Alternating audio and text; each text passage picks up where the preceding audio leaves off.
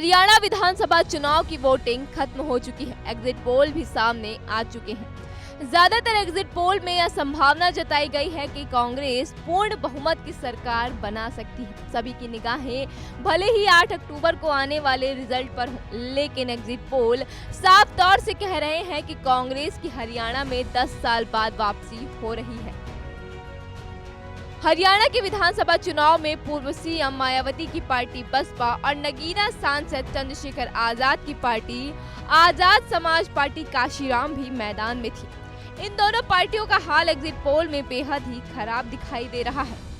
हरियाणा में चंद्रशेखर आजाद की party Azad Samaj party का दुष्यंत चौटाला की जन नायक जनता पार्टी के साथ गठबंधन था। वहीं मायावती की बसपा की हरियाणा की सियासत में कभी प्रमुख राजनीतिक ताकत रही इंडियन नेशनल लोकदल के साथ मिलकर चुनाव लड़ा। इन दोनों पार्टियों का दलित वोट बैंक पर काफी प्रभाव माना जाता है, लेकिन हरियाणा चुनाव के एग्जिट पोल के अनुसार यह फेल साबित होता दिखाई दे रहा है। हरियाणा विधानसभा चुनाव को लेकर सामने आए सभी एग्जिट पोल्स में मायावती और चंद्रशेखर आजाद की पार्टी का हाल बेहद ही बुरा होता दिखाई दे रहा है। कुछ एग्जिट पोल तो आईएनएलडी बसपा गठबंधन और जेजेपी आसपा गठबंधन को 0 सीट पर सिमटते हुए दिखा रहे हैं।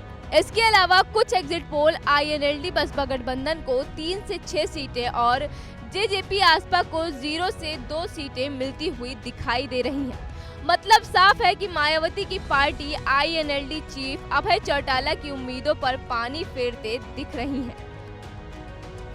बता दें कि हरियाणा में आजाद समाज पार्टी ने गठबंधन में 13 सीटों पर चुनाव लड़ा था। पार्टी ने 20 सीटों पर अपने उम्मीदवार उतारे थे, लेकिन कुछ सीटों पर प्रत्याशियों के पर्चे निरस्त हो गए।